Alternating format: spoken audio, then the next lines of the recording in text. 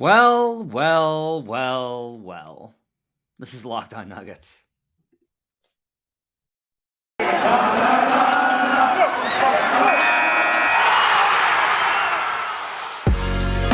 You are Locked On Nuggets, your daily Denver Nuggets podcast. Part of the Locked On Podcast Network, your team every day.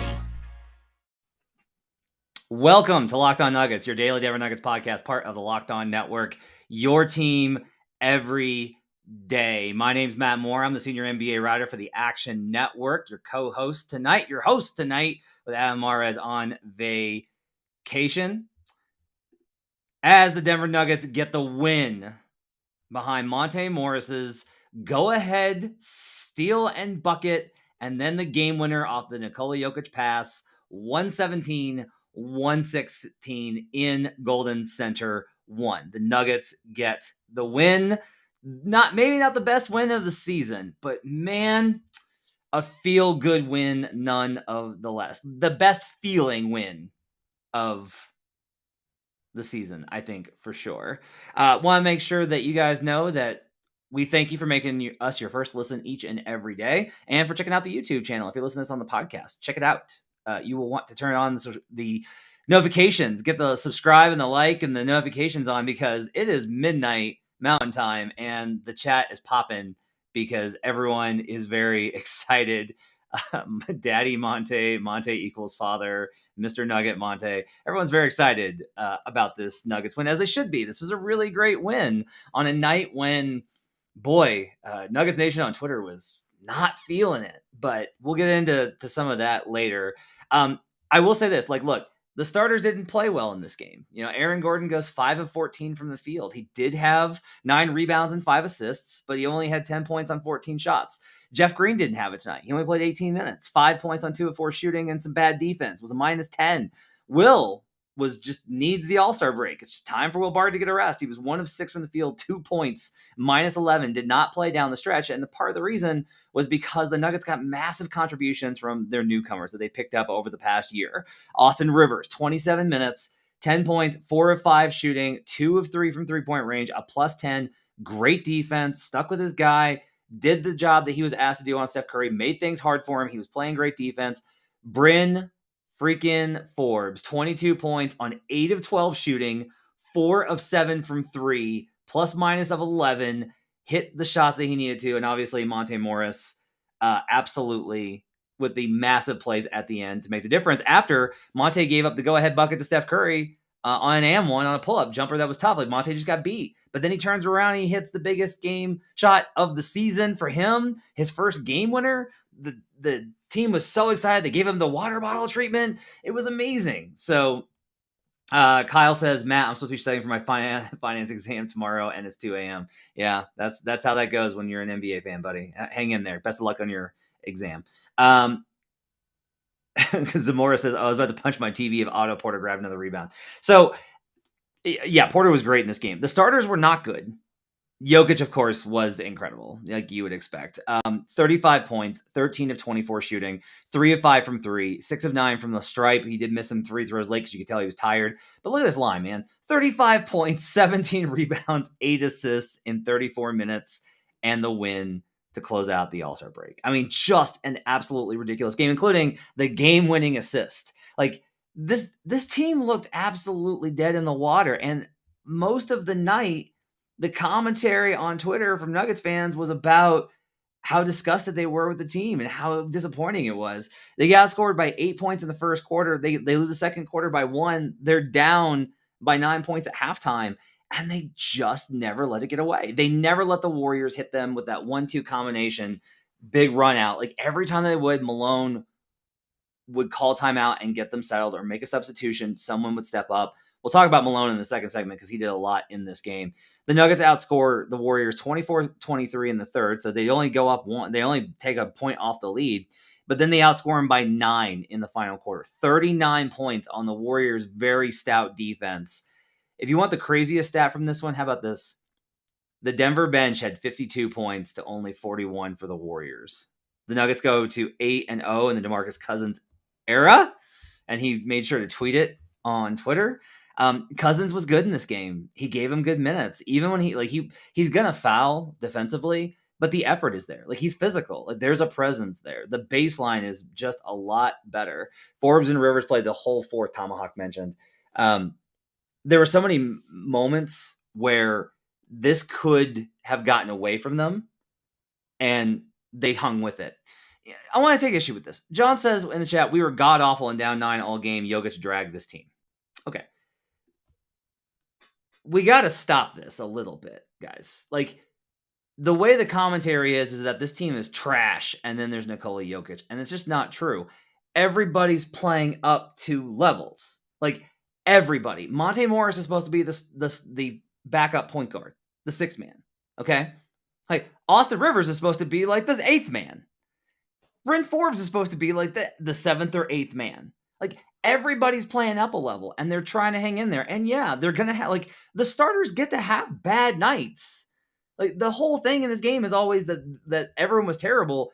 I'm sorry, Nikola doesn't get this win on his own. Nikola didn't score every point down the stretch. Nikola didn't score every point in this game. Nikola didn't do absolutely everything. Was he the best player on the floor? Absolutely. Was he incredible? Absolutely. But you do have to have guys around them, and they did have guys make plays. Miguel says, Boogie is slowly getting there. If healthy, he'll be a game changer for our bench. Yeah, Boogie was really good tonight. The bench looks much better. And hey, this is on a night where Bones Highland struggled. This wasn't Bones' night. And Adams talked about this a lot, about how it's going to have to be matchup based. Like, who's got it tonight and who's got the matchup. Bones struggled in this game. 2 of 11 from the field, only 5 points, 5 assists, 1 turnover, a -4. Like, it wasn't his night. He didn't look comfortable versus the switching defense of the Warriors, nor should he. This is the defense that he is going to have to get comfortable playing, and he's going to have to add a lot of size. He had trouble finishing around the rim. Like, all these things were difficult.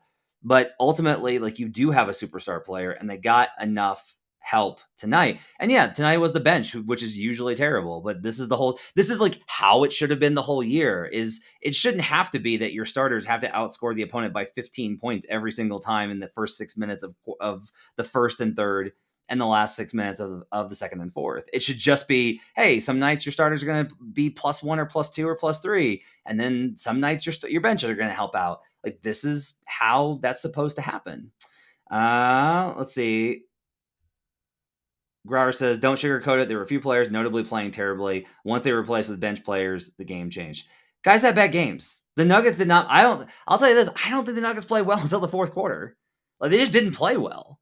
Like, we don't have to make this into guys are trash or guys are not good enough or they need to get them out of there. Like, guys, they just didn't play well. Will's had games this season. He's had moments. He hit a big shot last week. That's happened. Aaron's hit a game winner. They've had huge games. And when those guys have bad games, yeah, it's going to be loud because they're the starters and they're playing against the best competition. Yeah, they had a bad night. It's true. But this team is good. This team enters the All-Star break in a prime position for that second half run. Last quarter, fourth quarter run of the season that we've been talking about. They're 32 and 20. They're 33 and 25 now on the season. They're right there. They are a game behind the Dallas Mavericks.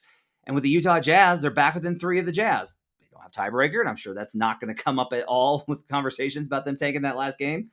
But they won. They had a really great game tonight. Like, this was a really great win because they didn't play well. This team found a way, and it's this one and the Raptors one. That's 2 in a week that I will tell you, this feels more like the Nuggets team that I've covered the last 6 years. This feels more like that team where you're like, oh, there's no way they can get this. And then they find a way.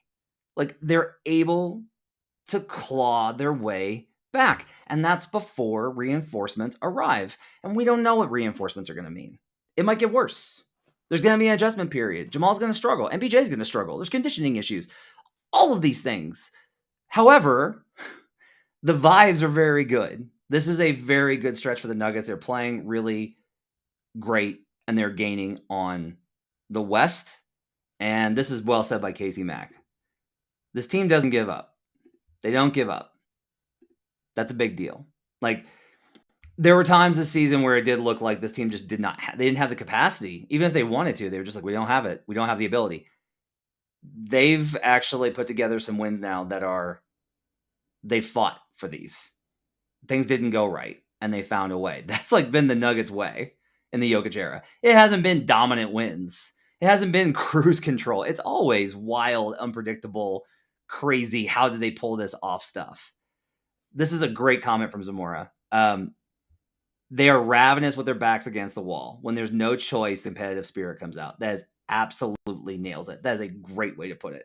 Let's take a break. We're going to come back and we're going to talk more about this win. I'm going to talk about Malone and try and put some perspective because I've been critical of him this season, and this was his finest moment of the season. We'll do that when we come back on Locked On Nuggets. But first, I got to tell you about Prize Picks. All right, NBA fans, are you looking for a daily fantasy option for the NBA? Then you got to try the award-winning app Prize Picks. It's daily fantasy made easy. I love it, and we know that you will too. It's so easy to use. You just pick 2 to 5 players and over under on their projections, and you can win up to 10 times on entry, and it's just you versus the projected numbers, not going up against a bunch of DFS experts.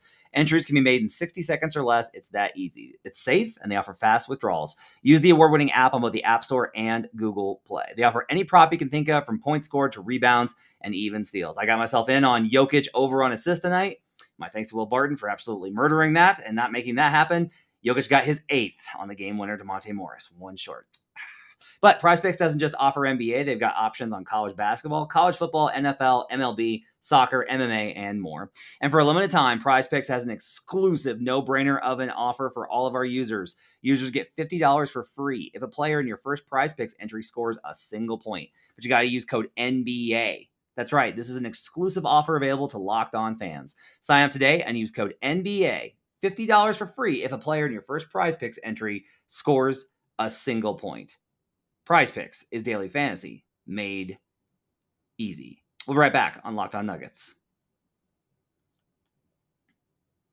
Back here on Locked On Nuggets, thanks for making us part of your day and making us your first listen each and every day. Now check out the Locked On Now podcast. You can find it on the Locked On NBA YouTube channel or wherever you get podcasts. Nightly recaps of all the action around the association. Check it out wherever you get podcasts. Question, somebody from the chat, just want to go ahead and hit this off. Somebody asked about the tiebreaker. If Nuggets now have tiebreaker, they have split the season series with the Warriors, so they can't lose the season series. The Warriors can win the final 2 matchups, and the Nuggets will split the season series. I will tell you now, do not get your hopes up about this. They are 8 games behind the Warriors in the loss column even after tonight. They are not catching the Warriors. Not happening. I will go ahead and say that. Now, I said they weren't catching the Jazz, and the Jazz are just like, what if we implode versus the Lakers? What does that do? And now I'm like, well, okay, maybe. Still going to be pretty tough. All right, so let's talk about Malone. A couple of things here. Malone, look, I got to put this in context, and I'm not trying to double talk. I've talked often about how coaches have the rotation, and they're going to stick to the rotation, and that's what the rotation is. There are exceptions. If a coach really feels like a game, they got to get it, yeah, they will disrupt it. It's rare, but they will disrupt it. You see Malone close with Facu for 17 minutes or whatever if he feels like that's what's going to get him the win. So he will do changes. You don't just stick to the rotation. You try and stick to it with your starters and your stars in particular because you're trying to manage their workload and their rest. But what I thought was notable tonight was and look, I'm sure Will's pissed about being benched. That's not what Will wants, but it wasn't his night. And the fact that he went to Forbes and he went to Rivers and he trusted those guys, we've now seen in 3 different games, he goes away from Bones in the Celtics game and they get the loss. He goes with a player that I won't mention who did not play tonight. And then in the Raptors game, they go to Bones and they get the win, right? He trusts Bones in the Magic game. And then this one, Bones didn't have it. He goes to Forbes, who had it, and Rivers. He made those calls. And that's a delicate thing. I will say, I don't think you can rely on that. I don't think you can just be well, he's made 4 of 6 tonight in shooting, so that's my guy. That's not how it works. Shooting variance is a thing quarter to quarter, but he made a good call in terms of what Forbes was able to bring in spacing the floor with how the Warriors were defending. Because the Warriors switch everything, but they have to double Jokic. I noted this when I was doing a bunch of stuff over at Action. The Warriors double the post, the 7th most in the league. They want to help down.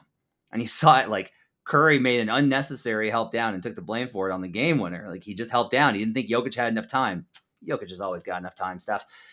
So he went with Forbes, and they got obviously a huge performance out of Forbes. Monte closes the game. Rivers had a good game. That's how it should go.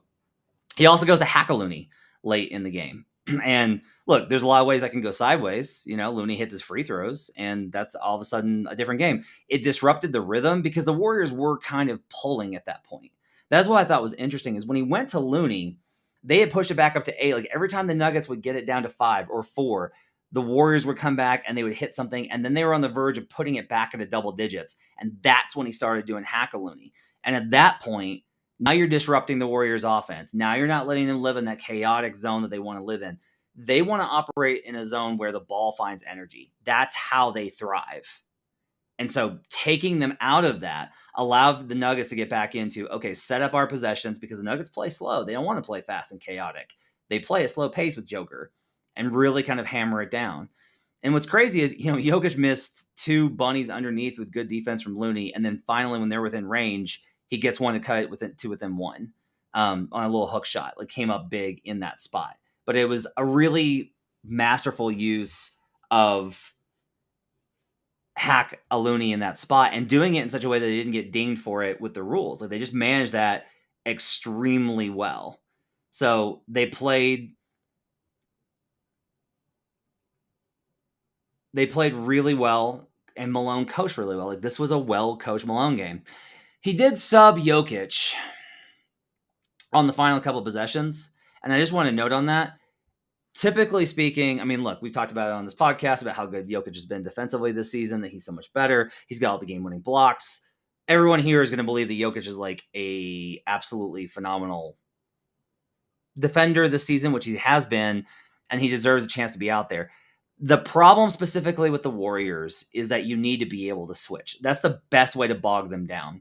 If you do not switch, you are always going to wind up with a mismatch. They even switched it with Monte, and they couldn't get the edge on Steph, right? He goes and hits a tough fadeaway.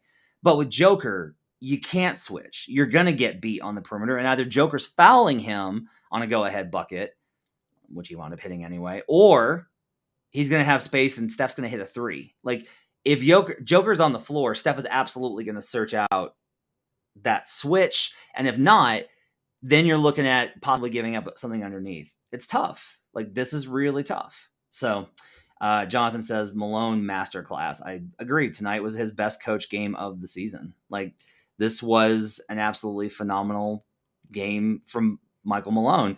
And no one that criticizes him will remember it. That will just vanish into the ether when everybody's like, he never makes adjustments. This one, woo. And look, I've been real about how I think he struggled this season, but that doesn't mean he's going to struggle the back half of the season. I've thought a lot about this. Look, I will tell you, in my experience, it does not help to be playing with momentum going into the playoffs. That's just been my experience as an NBA writer, that it doesn't matter if you're like, oh, that they won 10 in a row to close the season. That does not help you in the playoffs. It's just the games in late March and April are weird. Teams are resting and teams are tanking, and it's a mess. Okay. Most of March is kind of weird. March and April, honestly, after the All-Star break, you got about 2 weeks where people are really intense about trying to create separation, and then things start getting wonky. The reason I bring this up is that I don't necessarily think that the Nuggets are playing, like the Nuggets playing great late matters. I think it matters for this team because they're building momentum. They figured out the things that were holding them back. They're looking more like the team that they wanted to be, and the reinforcements are on the way. Should have traded Barton when we were shooting back. Guys, I swear, Will's gonna have a game. Like Will's had games this season. Please do not forget the games that Will Barton has had this season for you. Every time he has a bad game, everyone forgets the good moments. You're not going to get all good with Will Barton. That is not what he is. Like, honestly, he's not paid to be at that level. That's not the level he's paid to be at in the NBA.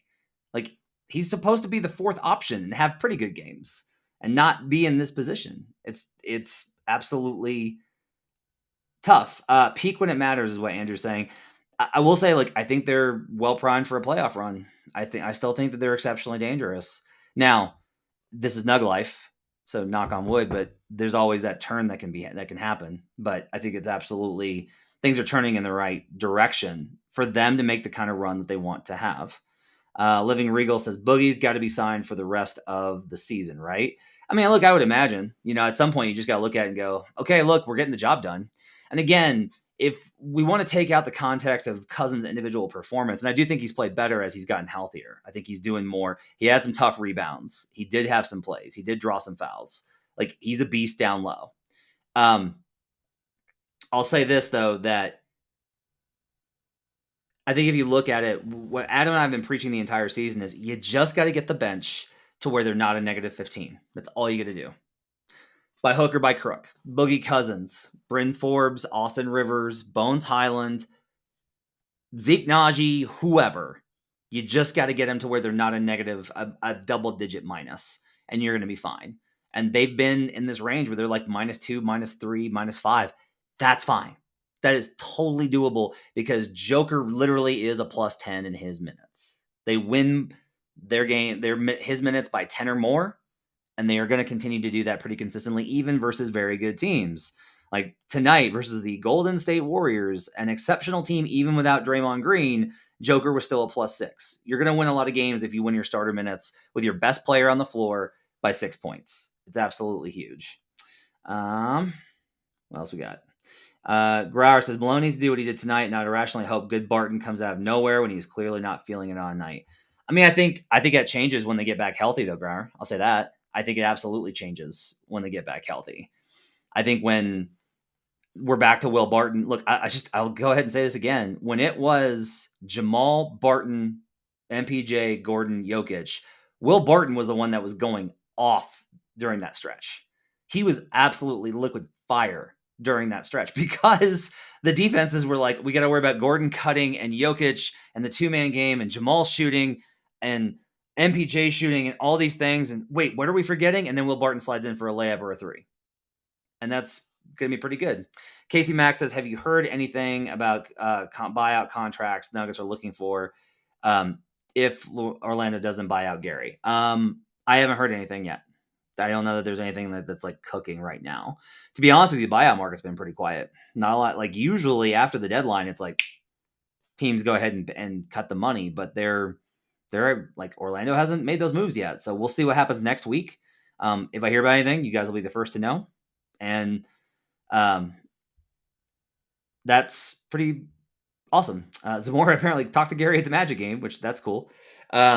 Now Jokic can get some rest. Well, maybe, or he can go to Cleveland and go to weird parties with very pretty people that are in Cleveland. So that's the thing that he'll be doing and get a lot of free stuff. That's the good news. He will get so much free stuff, even millionaires like free stuff, and he will get lots of free stuff. He has to do a lot of things, but good food, good parties. It's going to be the only good food in Cleveland. Do not tell them I said that. Do not tell Cleveland I said that. All right, let's take a break. We're going to come back, and I want to talk a little bit about some wrap-up thoughts on the first half of the season. Not first half, I keep saying that. The season up to the All-Star break. We'll do that when we come back on Locked On Nuggets. But first, I got to tell you about BetOnline. Football might be over this season, but basketball is in full steam for both pro and college hoops. From all the latest odds, totals, player performance props to where the next fired coach is going to land, BetOnline.net is the #1 spot for all your betting needs. BetOnline remains the best spot for all your sports scores, podcasts, and news this season. It's not just basketball. BetOnline.net's your source for hockey. Congrats to Canada, by the way. Boxing and UFC odds right to the Olympic coverage and information. Head to the website today or use your mobile device to learn more about trends and action. BetOnline, where the game starts. We'll be right back on Locked On Nuggets. Final segment here on Locked On Nuggets. Thanks for making this part of your day and your first listen each and every day. Thanks for joining us on the YouTube channel, hitting subscribe, hitting the likes, hitting the notifications so you can join us like at 12:30 a.m. Mountain Time as the chat is bumping after the Nuggets get the win against the mighty, mighty Warriors. Living Regal says, going to be interesting to see how the bench rotation looks like when Jamal and possibly MPJ coming back, especially if they finally find good chemistry. Yeah, I mean, I think it's going to be tough, right? Because I think let's say all 5 come back by the end of the season. Let's say both guys come back by the end of the season. So you got the starters, you got the core 5, right? You got Monte. I think Forbes has got to play. He's just the shooter that you need. I think Bones has got to get minutes. That's 8. Jeff has got to play. That's 9. So that's no DeMarcus, no JaMychal, obviously no Campazzo. I'm probably forgetting someone. Like that's how That's what's crazy. You add 2 guys that can play 30 minutes a night back in there, and all of a sudden the Nuggets look like one of the deepest teams in the league because they've had guys carrying their starters this season. Jeff Green's been a good starter this season for the Nuggets. Monte Morris has been a good starter this season for the Nuggets. If they weren't good starters, the Jokic minutes would not be effective. They'd still be losing them. They win the Jokic minutes. Living Regal says, Zeke, boy, I don't know. Let me put it this way. If they reach a point where Zeke Naji has to play in a playoff series, I am concerned that something may have gone wrong. Austin, I think, is definitely an option. Austin played well for him last year. Austin's tough. Like, I think there are series where you can play Bryn, and I think there's series where you can play Austin, and they may not be the same. Does that make sense? Like, there are going to be series where you're like, we just need to outscore this team. If we can just outshoot them, which again, I know the Nuggets are the third best team in effective field goal percentage. That's wild considering how people feel about this team. Philippe Dosanovic, I'm sorry if I mispronounced your name, sir. You think we could run Jamal Morris and Rivers with Bones as a 2? Oh boy, that's too many. No, if they do that, I'm going to lose my brain. I'm just going to walk out of Ball Arena. If they run 4 guards again, do not. Let's see. What else we got here? You guys are popping tonight. Marcus Howard 2.0 needs minutes. There you go. Evan says a straight Malone win. The Hackaloni was a bold call, and it paid off. Absolutely right.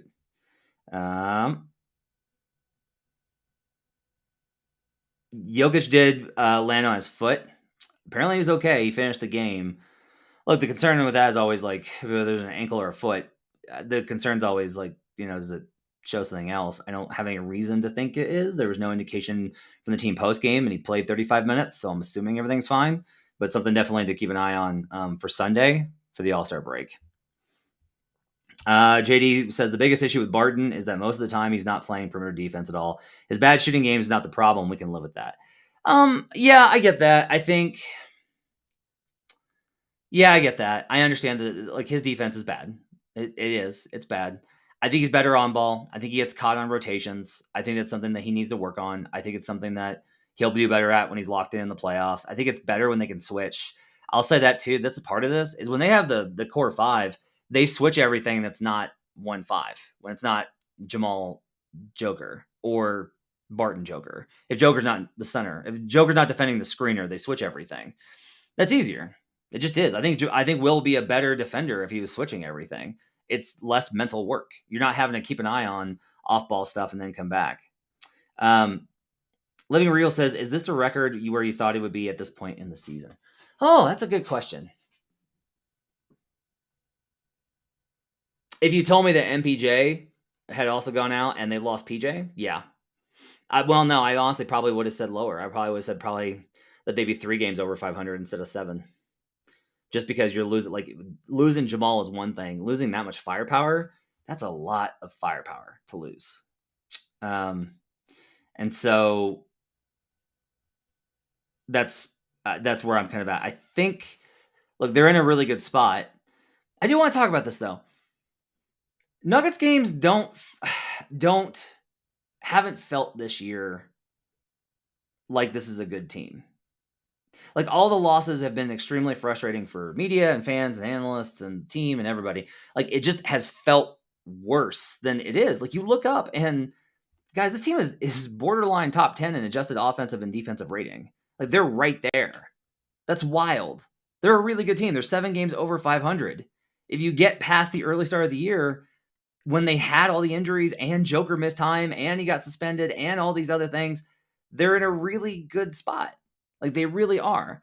And as this conversation continues in the chat, I will again say part of that, guys, Will Barton has been part of the team that is 7 games over 500. He started all these games. Like he's been a major part of this.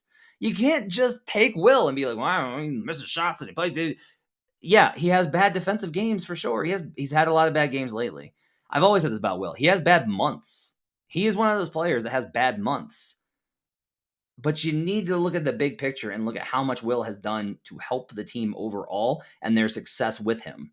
And quit dreaming that there is a better 5th option available out there because there's absolutely not.